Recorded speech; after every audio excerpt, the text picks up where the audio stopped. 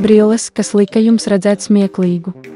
Ņina rakņājās pa vecmāmiņas vecajiem bēniņiem, kad atrada kaut ko dīvainu, putekļainu samta kastīti ar zeltainiem burtiem, uz kuriem bija rakstīts: redziet pasauli savā veidā, iekšā, brilles.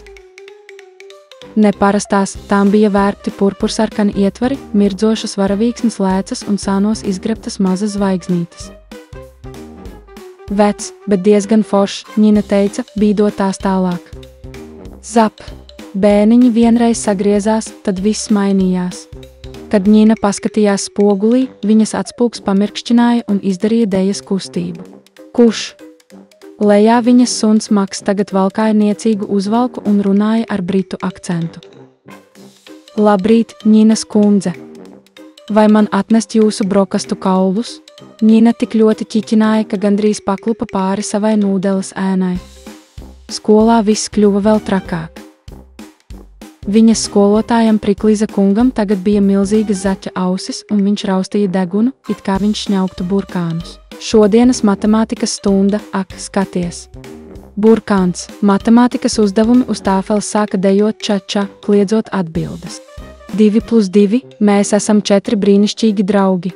Viņas labākās draudzenes Zāras mati bija kļuvuši dzeltenos spageti, un zēni klasē lēca kā želejas pupiņas, nevis staigāja. Pat principals Stone, stingrākā dzīvā persona, bija pārvērtusies par milzu, disko dejojošu ananāsu.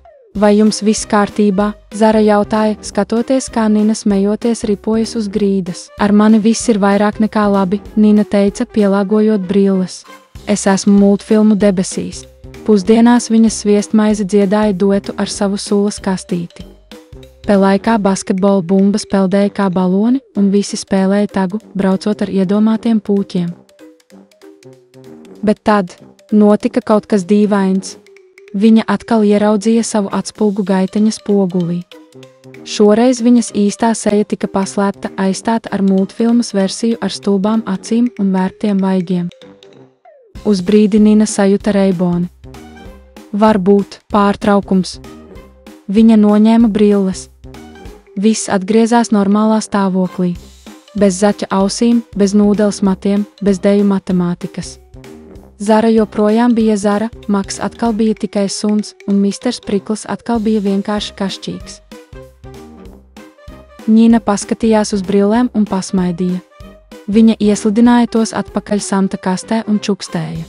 Es izglābšu jūs lietainām dienām un garlaicīgām nodarbībām. Tad viņa ķiķināja un izlaida, jau iedomājoties, kāds varētu izskatīties multfilmas picu piegādātājs. Punčlina, labākās, brilles, kādreiz.